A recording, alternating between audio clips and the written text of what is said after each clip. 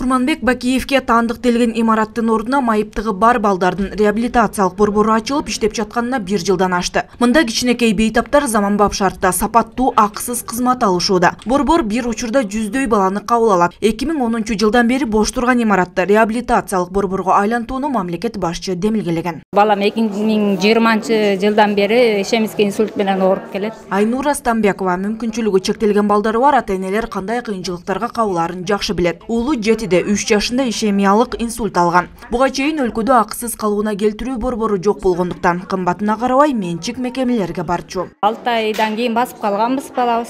Азыр хромойт этип басат балабыздын оң жагы гемопарез. Ошол боюнча лечение алалдык келгенбиз. Каттоосу бекер, лечениябыз дагы буюрса 10 күндөн ашат деп атышат. Бекер болот деген баары. Врачтарын аябай макташат, ичиндеги ЛФК эмне процедура болсо бүт баарын мактап айтышкандан келдим. Врачтар буюрса жакшы кабыл алды.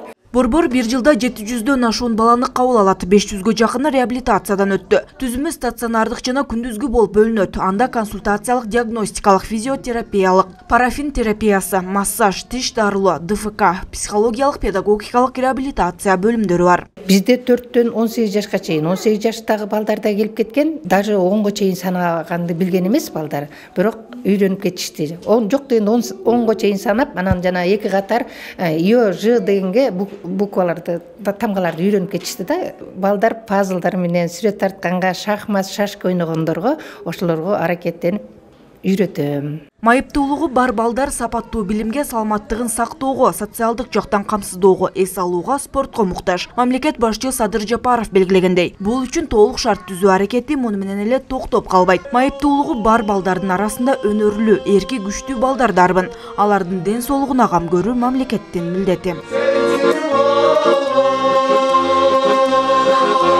Алыскы региондордон келишет, аларды биз стационарга алабыз. Бала бөлүмдөр атайын көрсөтүлгөн, киревети менен, төшөнчүлөрү менен, анан кийин 4 мал тамактануусу менен 1 айга чейин мөөнөттө реабилитация алганга мүмкүнчүлүктөрү бар.